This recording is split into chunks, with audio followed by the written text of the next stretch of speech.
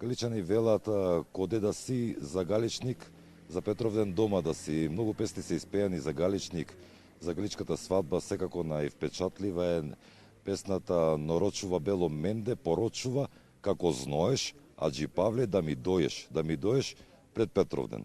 Само на Петровден да ечат зурлите на папаните, да трештат, да се вие оро, свадбарски песни да се пеат, Галичник да живее.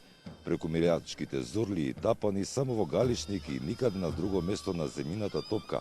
Само тука, заедно, играат небото и земјата, доловите и планините, каменот и водите. Никаде како во Галичник не се претвора се во свадба. Така да на ова 43-то издание на Галичката свадба во црквата Свети Петар и Павле беа венчани зетот и невестата Александар Истевски и Сандра Станковиќ. Па еве да ги слушнеме нивните изјави. Можам да кажам дека стварно сум ептен, возбуден и едноставно не знам. Како се роди идејата да тоа вие бидете зет и невеста?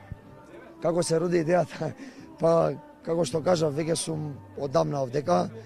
Едноставно, од малецок, мојата фамилија, ние сме македонци, ги пратиме македонските обичаи и адети. Едноставно, тоа е, не знам, мерак длабоко во мене. Чувството е прекрасно, навистина. Ова е доживување кое што еднаш може да се доживее и не може на секого да му се случи. И секако многу сум среќна поради тоа. И познавате сите обичаи, точно знаете што треба да направите. Вчера ве носена вода, како поминаа сите тие церемонии? Па да, имав доволно време да ги научам. Околу 30 обичаи се. Секој си е специфичен и карактеристичен на свој начин. Супер помина обичајот поидење на вода, кој воедно е и мој омилен обичај. Генерален покровител на манифестацијата 43-тото издание на Галичката свадба е Министерството за култура.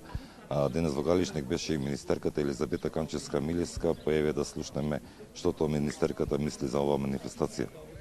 Посебно ме радува тоа што од година во година имаме младоженци кои што се пријавуваат и сакаат својата венчавка да ја регистрираат овде во Галичник со сите традиции и обичаи, почнувајќи од вчерашниот ден, сето она што е карактеристично и автентично за галичката свадба, одење по невеста, обичаите за младоженецот, за невестата, носењето на нејзиниот чеиз до куќата и така натака, сите оние автентични традиционални ора кои што се карактеристични и за Галичник и за мијачкиот овде регион.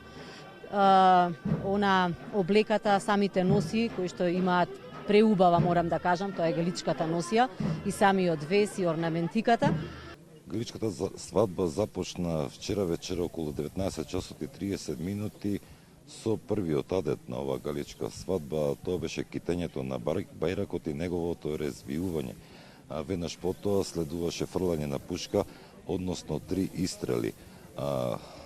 За веднаш потоа да се одигра свекрвиното оро, невестинското, како и тешкото. Кога се стемни, галичани со запалени факели заминуваат кај невестата и ја носат на 3 чешми.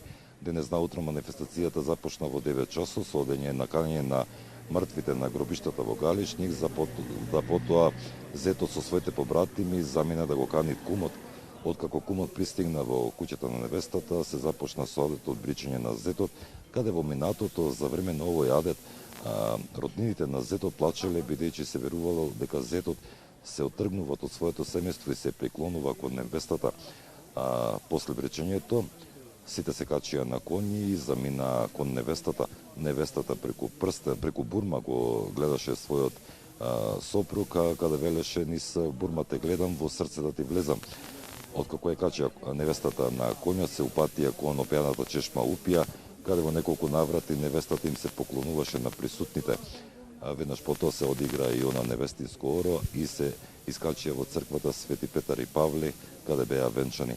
Како што кажам, ова беше 43-то издание на Галичката свадба, на која присуствуваа безуп 5000 посетители. Имавме и голем број инострански туристи кои што велат дека ова е нешто пред најубавото кое што може да се доживее тука.